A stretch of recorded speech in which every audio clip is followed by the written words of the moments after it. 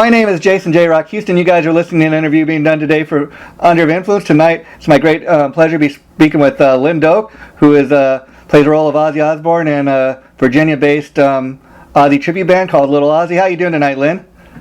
Doing great. How you doing, Jason? I'm doing great. Now, could you please share with us how you first got into the music of Ozzy Osbourne? Wow, I was a teenager, and it started when I was about 5 or 6. My grandmother, Jackie, she was kind of a celebrity in the local scene here. She played with Lionel Richie. She performed for Elizabeth Taylor. Wow. She was married to the governor of Virginia, and she taught me on the piano to play by ear. I've never read music or anything, but as a teenager, of course, I wanted drums, guitars, things like that, and I was just really allured by the Sabbath and the Ozzy and things like that. So that's how it all started, man. And let me ask you, 12 or 13. And so let me ask you, when you first became introduced to Ozzy, was it first through the Sabbath stuff or his solo material? It was definitely the Sabbath stuff. As a matter of fact, I believe it was Speak of the Devil, right after Randy Rhoads died. Wow. It was Speak of the Devil and Iron Man. I heard that on the radio, and my father played that for me, and I was like, wow, this is too cool. Yeah. And, it was just, from then on, I was just fascinated by him and Randy. And then now let me ask you, because interestingly enough, Speak of the Devil was like a live album right after it was released, shortly after Randy Rhoads died, and it was like all Sabbath material, just like the Sabbath song. And of course, I was curious, after you'd heard that, had you gone and checked out the original Sabbath recordings of those songs?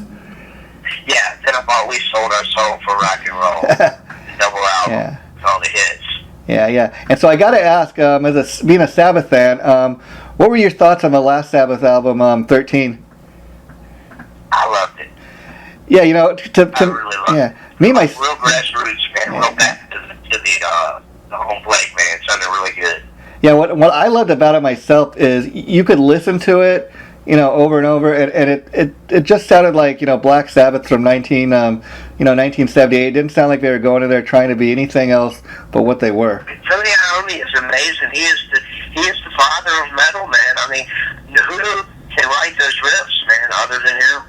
Yeah. And now let me ask you, how long have you been doing this Ozzy tribute, Little Ozzy? 5 years. Wow. And we're on our 5th year now. We just turned over our 5th year. And now let me ask you, when you first put this band together, did you have any reservations about doing a tribute project or anything like that?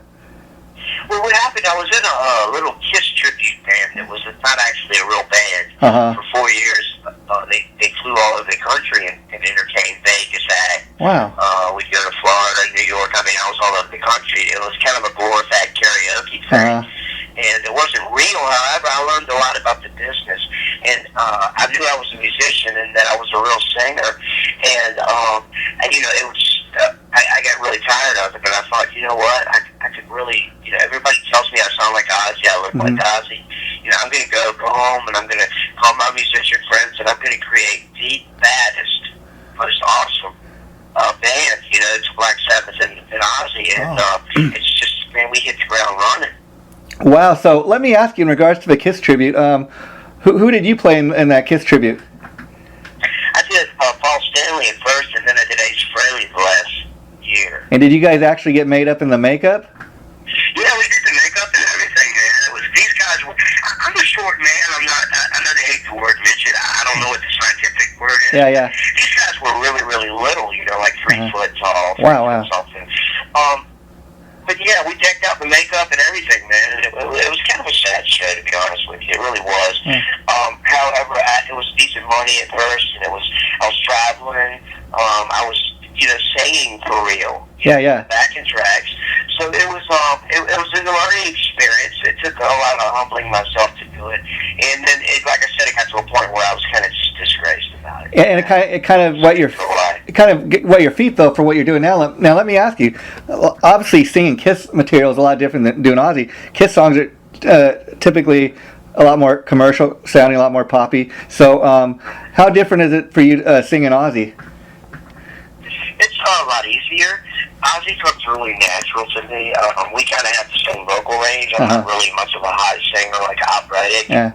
I'm kind of, Ozzy's range is pretty much mine. It's funny because when he struggles with notes, it's almost like the same threshold, same, octave, wherever I'm at. It's like, wow. It's kind of eerie. It is sometimes. And now let me ask you, because in looking at your pictures, you look a lot like Ozzy, but how much of that is your own look and not just getting up in a costume?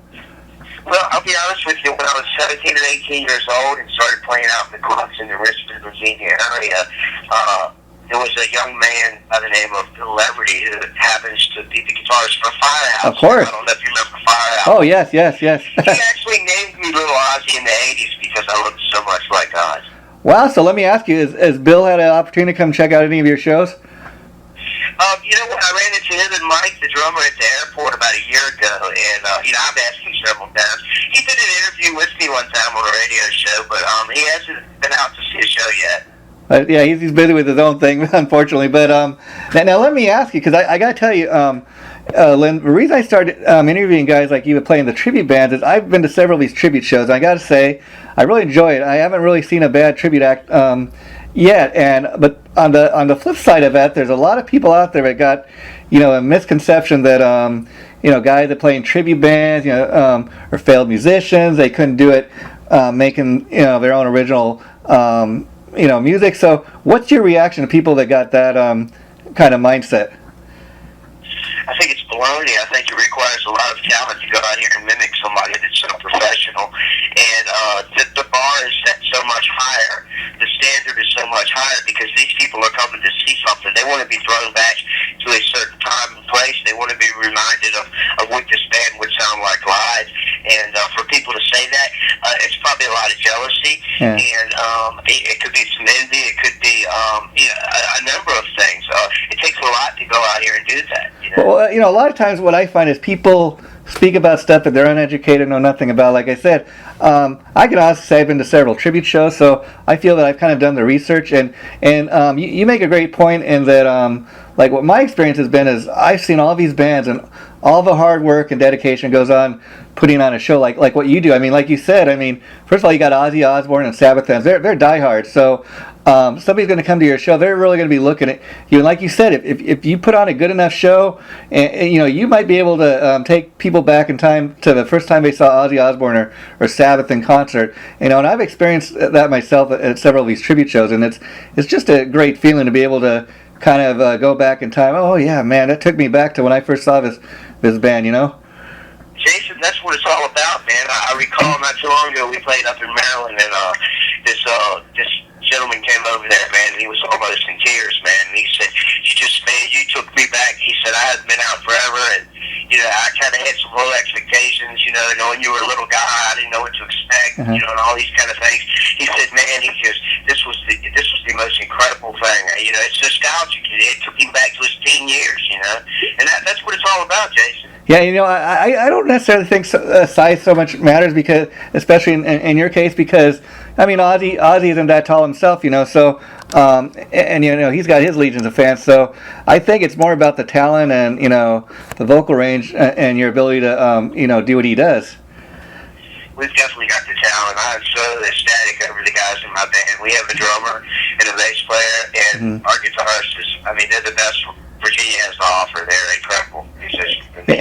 Yeah, let me just make the point. Ozzy is, many might argue, but he's not the world's greatest singer. But for what he does, he's a guy that I don't think anybody else could really sing these songs justice. So he's smart enough, like you, that he surrounds himself with very talented musicians. If you look at any of the writing credits on his album, most other guys in the band are, write the songs, and he kind of, yeah.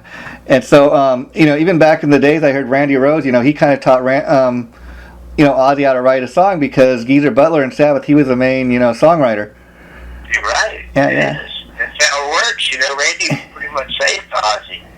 Yeah, that's why, even though you got the same singer, Sabbath, a Sabbath song and an Ozzy song are two different totally things. Like you said, Tony Iommi's the ultimate riff master, and those songs they sound the way they do because of of his playing and Geezer's playing, the way Geezer wrote those songs, and then Ozzy's solo material obviously is a little more poppy because of the people that he plays with.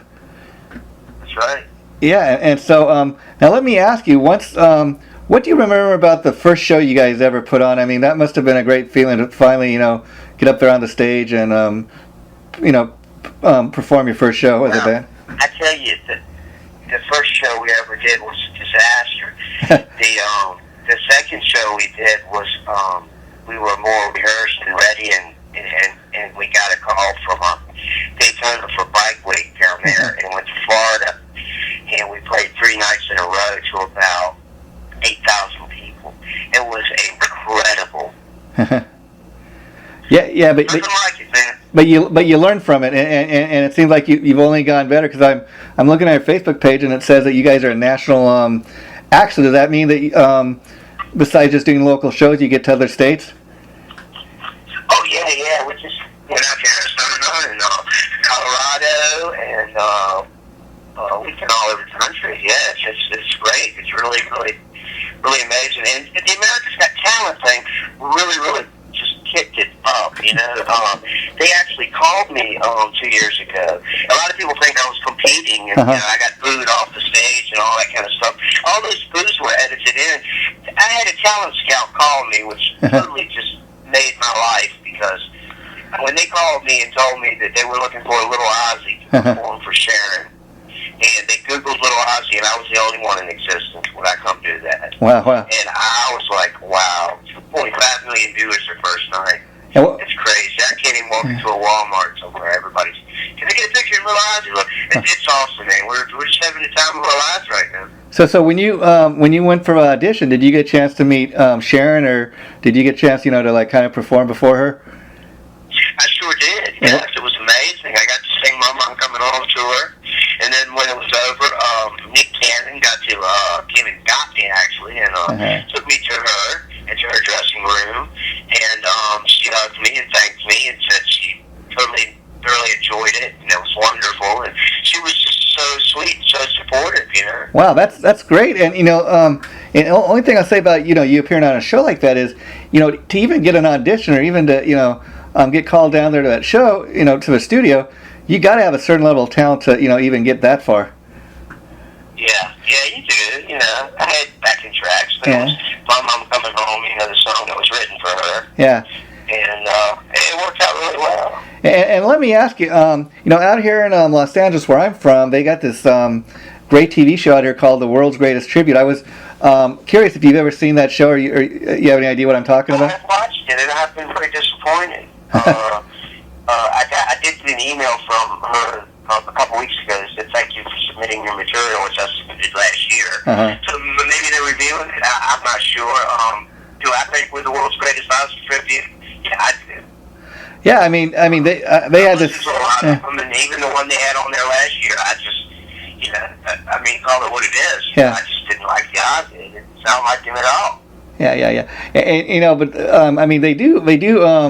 It's a great thing as far as giving these tribute bands exposure. And what I liked about the last season was they had a little something different for. They had a. It's not like all rock stuff. They had like a Frank Sinatra tribute. They had a Stevie Wonder tribute. They had a Fleetwood Mac tribute, and everything else in between. So, I think with each season they get a little better. But I was interested to find out that actually Ryan Seacrest is one of the producers behind that. Yeah. So that's interesting. And from what I understand from several of the people I've interviewed that have appeared on that show, is like you said, you kind of submit your material and they go through it and they pick so many bands each season, and then sometimes they go back and they they look at stuff that they've been sent, and so just because you don't get on right away doesn't mean you don't have a chance of getting on eventually. Right. I would be thrilled if it happens. Something will happen again. Yeah. We got a call 6 months ago for a possible private party for us, which never materialized. So I get things like that happen. They can be fired up and they don't happen. So it's a matter of time. Yeah, it's. Again, it's the fact that you even get a call says something, because there are a lot of these tribute bands, as great as they are, that don't make it outside of their local area. So my next question to you is, what do you think it is that so many people are finding out about your band? I mean, do you think it's the internet, Facebook? Do you think it's word of mouth? I think it's definitely social media. It's definitely the fact that I've been able to do Spike TV. I've been able to do America's Got Talent. A lot of people know who I am. We're making waves and talent. I mean, we've got talent. Yeah. And we believe in what we're doing, and we don't believe going out there doing it half-ass. And we go out there and we actually perform a 2-hour show right out of the 80s. And let me ask you, because again, you make the point that I mean, there's half a dozen Led Zeppelin tributes. There's half a dozen Sabbath and Ozzy tributes. So, if you're going to do a tribute to one of those acts that there's millions of tributes to, you gotta have a niche. You gotta really stand out. So, what makes you, what in your mind sets you guys apart from all the other Ozzy tributes? Little Ozzy. I'm 4'8". Yep. It blows their minds. They see this little guy, they don't know what to think, man. I'm very little, and I got about a 7-8 foot voice that comes out of this little body and blows their minds. Yeah, I mean, you make a great point. I'll never forget, a couple years back when I seen Ronnie James Dio perform, with Heaven and Hell, which is really Sabbath, of course. I mean, this little tiny guy on stage, but this powerhouse voice coming out of this little tiny guy was just. He's a god, I know. Yeah, it's just amazing, and you're probably right, because people see how little you are, and they're like, "Wow, I can't believe the huge voice coming out of this guy." But yes, and there is, regardless of what people think, I'm comfortable with it. I wouldn't trade my size for anything. If I could go back and be in a taller body, I wouldn't do it, because I wouldn't be little enough to be able to have done these things in my life. 8 years ago, I had never traveled any further than Pennsylvania, and never been on an airplane. And being little I've seen Texas, I've seen the Grand Canyon, I've seen Hollywood, I've seen LA, I've seen the Keys in Florida, I've seen New York, I've been all over the country, and there is a mystique, the little thing, the dwarf thing. People want to get a picture with you. It is different, and that's a reality, and that's something that I'm very happy with. And so let me ask you, in regards to the Kiss thing, were you involved with the Mini Kiss band, or was it a different band? It was Mini Kiss. Oh, cool, yeah. And are they still together? Because I see them occasionally on the internet, but or is that project kind of folded up? Oh, okay. And but I gotta say, I really love your attitude, because some people would being so little, as you say, they would see that as a crutch. But I think it's great. The attitude you have, you kind of just have run with it, and you found a way to make it work for you. I only regret that I didn't do it in the 80s. Yeah. Sooner.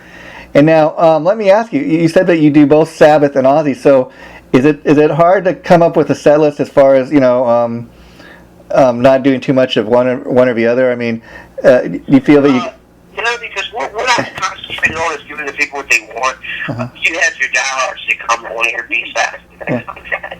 However, all the Sabbath songs we do are all the hits. Iron Man, Children of the Grave, Sweet Leaf, Fairies Rebels, War Pigs, Paranoid. Yeah. It's everything you want to hear, as well as the Ozzy. That's great. And now, since you're singing this stuff, are you the guy that decides on the set list, or does the rest of the band kind of have a say on that?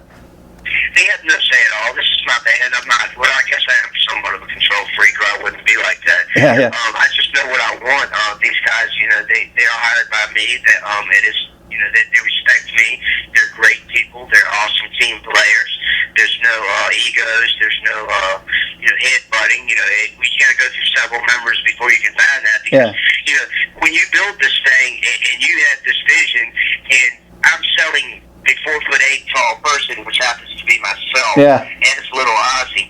This bass player comes in and thinks he deserves 50% of it, and it becomes a problem. It's hard to find people that you can hire, that will come in and do this and not want the glory, and have to realize this is a product. This is something we're marketing here. We're not trying to.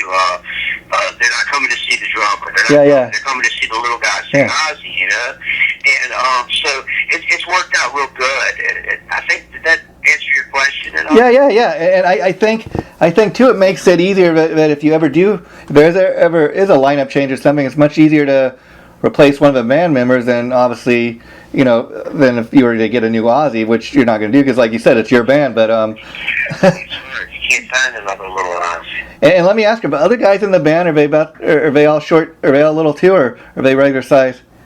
They're all regular size. I got a huge drummer, man. He's probably 5'8", 5'10". Yeah, they're all average size guys. And that's kind of cool too, because that would really make you stand out from other guys, and and so I think no matter what, everybody's kind of always got their eye on you.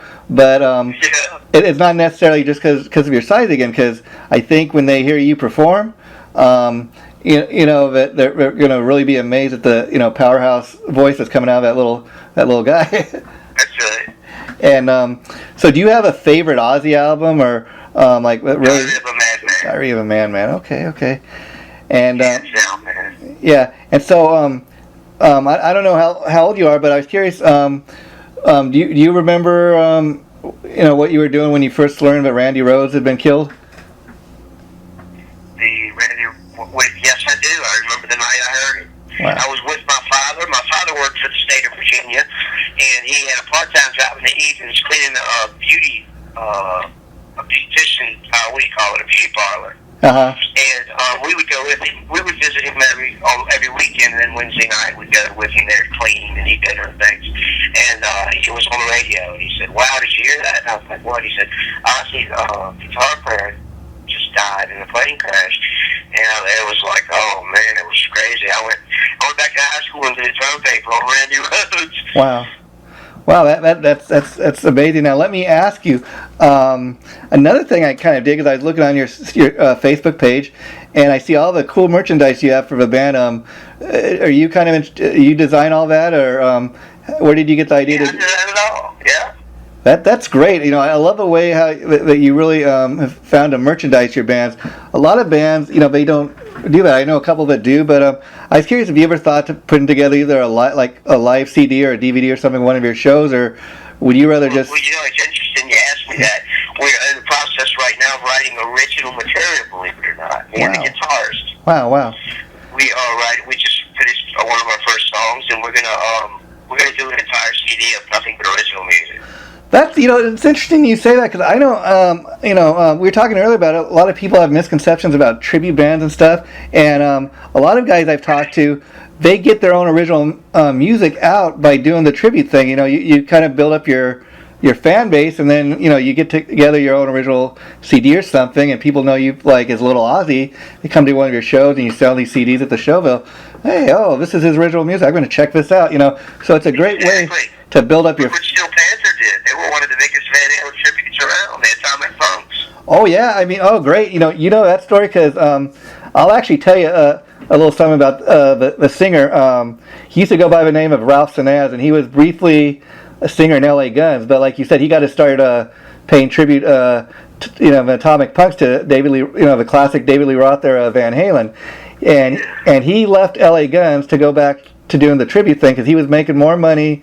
Paying tribute to David Lee Roth than the Van Halens, and that's I guess how he got the idea to put together Steel Panther. Steel Panther, of course, as everybody knows, is more of they do their own original music, which is a great thing, but it's kind of a tribute to the '80s hair metal scene, so to speak. And he's just having the biggest laugh all the way to the bank, What is that? Yeah, and so that's another great story. And then there's another guy also. He used to be in L.A. Guns before Ralph. His name is Chris Vandal, and he's in Vegas now doing Legends. He looks just like Steven Tyler. He pays tribute to Steven Tyler. He's a great Steven Tyler impersonator. I know guys right now that are in tribute bands that are making triple what they would in their bands. They had record deals and had videos on MTV. Yeah. I mean, it's just it's a big thing now, man. I think you're just starting to see an explosion. I think in another couple years, man, it's going to be huge. I mean, it's really taken off. It took off, several years ago in Los Angeles, where I'm from. But I even see like in Vegas, where the scene is growing. Like you got a lot of people moving to Vegas because they got a great club scene, Oh, nice. And so and a lot of these tribute bands are doing these residencies and stuff, in the big casinos and stuff. Is that anything you've ever looked into? Say that again, Mike. residencies. Like they'll go to Las Vegas and a lot of these tribute bands I've seen are doing that. They'll get like a month of shows somewhere. Doing the same. They'll live there 3 months. Yeah. Yeah. I would do it in a heartbeat. Yeah, and so how often do you guys gig? Is it just a matter of getting gigs, or are you playing out? Well, we've taken a break. I had some problems in March, and I'm awaiting hip replacement. Oh. Both my hips are shot. And I imagine that's from all these years of performing, huh? I guess. I don't know what it is. I've never had a problem in my life. I thought it was arthritis, and they said you need hips. And I was like, wow. So that should happen next month, but I've already started booking into July and August and on into fall. So, yeah, look for us. And LittleOzzyRocks.com. And now let me ask you, as far as your original music you and your guitar player working on, have you guys come up with a name for the project, or are you going to release Little it on? Ozzy. Oh, Little Ozzy. Okay, so that's cool. That's cool. Keeping it in the Little Ozzy family. That's great. I love it. It sounds, it has that. It's reminiscent to Sabbath metal, but Of course. it's a little different. But it'll remind you of Ozzy in the '80s. Yeah, it's a great way to get your creativity out there and do your own original thing and kind of stay in the Sabbath and Ozzy era. Right. Now let me ask you. I also was reading on Facebook, about a month or so ago that somebody else had that you're working on another project. Somebody else had written some songs and they want you to perform their songs. Can you talk at all about that? Yeah, it's a guy from Germany. He has written an album that sounds real Sabbathy, which is really cool. And he approached me and said that he would like me to sing it. He was a singer, but he said he really wanted the vocals to sound like Ozzy. So what he's doing is he's sending me all the music, via email, MP3s, and I'm kind of learning it all. Wow. Eventually, he's going to be sending me the tracks, and I will take them to a studio in my hometown and have them all mixed and sent back to him, and he'll have it digitally mastered. It's actually going to be called Sons of the Sleepless. Wow, that is cool. And every bit of it is a benefit for abused children. Oh wow, well what a great cause. And now let me ask you, what's that like collaborating with somebody, where you're sending music files back and forth, like you said, he's in a totally different country, across the ocean. What's that been like? It's neat because you have a lot of freedom. Yeah. But however, it's kind of simplified for me because what he does is he sends me kind of like a karaoke track, no vocals, and then he sends me a track with his singing on it. Wow. And he's like, change what you want. He's giving me all the freedom I want, as far as if you got to change the melody lines, if you got to change the words, if you're not comfortable with this. So he's really being a great guy, and I'm excited to see what happens. It's going to take a while. It takes 6 months. Well, that's exciting though. You got these two original projects going, kind of, and that's a great thing to keep you busy in your downtown. That's right. And now I was curious. Also, at one point there used to be like a little GNR Guns N' Roses. Were you involved with that? No. Oh, okay, totally separate people. Yeah. Yeah. And I'll be honest with you, a lot of these little bands here, they're really not even bands. It's kind of sad. There's usually a ringleader that's exploiting little people and just trying to make money off the show thing. It's kind of sad, but that's the reality. And so it sounds like, as far as you're the guy that books all the shows. How hard is that to have all that on your shoulder, so to speak? That is the hardest part of it all. And that is the part that kills me. If I would love to get picked up by a legitimate agency that could keep me busy. However, I've had no luck. The last agency I signed with was a bunch of crooks. Right. And it's a nasty business. It is a nasty business. And I own it, and I keep total control of it now. And it's like, fishing in a bad pond. It's like you got to send 100 emails out. Yeah. You might get 4 responses, and you might get a show. It's that kind of thing, continuously. I mean, I'll say this much: you're very smart to keep control in your hands because, I know this guy that he's a great Billy Idol. He does a great Billy Idol tribute, and when I first met him, he was in this totally different band. He's still doing Billy Idol, but and then he ultimately what he did was form his own band, but he had total control because he told me like you with this agency. The agency owned the band actually, and they were dictating how to do a show and everything. He's like, I have no freedom to run the band my way. He said, so I ultimately just left, and they replaced me with some other Billy Idol lookalike, and it's kind of like a lot of these agencies, like you said, they want to just be cookie cutters, and okay, well, this guy, we don't like him, we're going to throw him out and get a different singer or whatever. So I think it's great that you're keeping the control. It is something that I've had to do. I signed, something a while back, and I got, myself into a pretty big mess, and got out there, and it really got screwed bad, and, a contract's only as good as the person that's signing it, and it's nasty, and it's best to keep control, like you said. Yeah, and let me ask you, in Virginia, what's the music scene like there? I mean, are there a lot of tribute acts? It's funny. When I started Little Ozzy, there were none. Mm-hmm. There's a Kiss tribute now. There's a couple tributes around. There's a tribute to the '80s. Mm-hmm. I think they're called Teaser. Mm-hmm. So they're popping up now, and it's kind of cool to see. They're kind of following suit here. Gore, it was from Richmond. JROCK, we just lost him. Mm-hmm. And the Lamb of God, a lot of the heavy bands. We've got quite a scene here as far as the metal scene goes. Oh, wow. It's pretty neat. And let me ask you, because you were sharing with me that actually one of the other bands that I had interviewed, Hendrix, Liz, their bass player who used to play bass with you.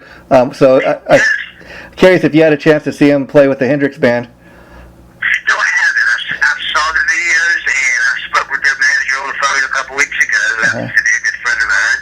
He was our manager when we started, and they're incredible. They are an awesome tribute to Jimi Hendrix. Yeah. I mean, if you're gonna do a Hendrix tribute, you gotta really be able to master it. And their guitar player, Lenny Holmes, I believe, is written like for Beyonce, and he's really an incredible guitarist. Yeah, I mean, a lot of these guys I've interviewed, like I interviewed this guy that appeared on the World's Greatest Tributes. He does Stevie Wonder, and he was telling me, that he worked in Nashville. He wrote a lot of original music for people in Nashville. So again, just because these guys are in tributes doesn't mean they don't have the talent. I mean, it's just a great way to get your name out there. Right. Yeah. It is, and like you said, like we were discussing earlier, it's a cop out to sit back and say, "Oh, you're just doing it because you can't come up with your own stuff." Give me a break, man. I mean, I'll say this. I mean, even to get up on stage and cover other people's material, you got to have some level of You still got to learn it. Talent, And you're talking to a guy right now who's not even a musician, so I'm a huge music fan, obviously, but so I got a certain level of respect for anybody that gets up on stage, because I don't have the talent to do that. I wish I did, and that's even why, like, I write for an online magazine called Chaotic Riffs, and I like write CD reviews. I interview up and coming bands, and I've never had a bad review. It's not that I necessarily like everything that I listen to, but rather than spend my time trashing bands or writing a shitty review to badmouth some band that I don't like, I'd rather spend time spreading the word about what I do like. That's kind of my philosophy and way I do things. Exactly. And negativity, we don't need that. Yeah, and so do you get a chance to check out the other tribute acts much, or are you busy doing your own thing? I have a buddy from California. That year. Yeah. You ever heard of Hot Foot Teacher? Is that tribute? Oh yes. I heard of a guitar player, Terry Lauderdale. He used to have his own original band. I just spent the evening with Terry Thursday night here in Virginia. Wow. We brought him off to the Civic Center in Petersburg in my hometown Thursday night. Last night they played in Virginia Beach. Uh-huh. Terry is down there now with the Blue Angels in Norfolk at the military base having the time of his life. Wow. And so let me ask you, Lynn, being that you're a little Ozzy, a lot of people who come and check the band out, have you kind of become kind of like a local celebrity there? Yeah, and I say that because quite surprisingly, people would be surprised that a lot of these tribute bands, I mean, you mentioned the Atomic Punks, but they're as big as any of the national acts out here, in Los Angeles. They do great business, Yeah, It's a lot of fun. It really is. And I'm not arrogant as far as I don't have zero ego when it comes to. I'm honored when I walk into a store and some kid that little Ozzy can have a picture. Yeah. I'm grateful, you know. Yeah. That's great. Now, it's really been great talking to you, Lin. Before I let you go, is there anything else that you'd like to say to all the people listening to this? Just check out littleozzyrocks.com. You can Google it. You can watch the YouTube videos. Visit us on the website. And if you're looking for the best Sabbath Ozzy tribute band around, man, give us a call. Hey, thank you so much for having me. Yeah, and let me just say, Lin, before we end this, that I really enjoyed talking to you. And, I could talk to you all night, but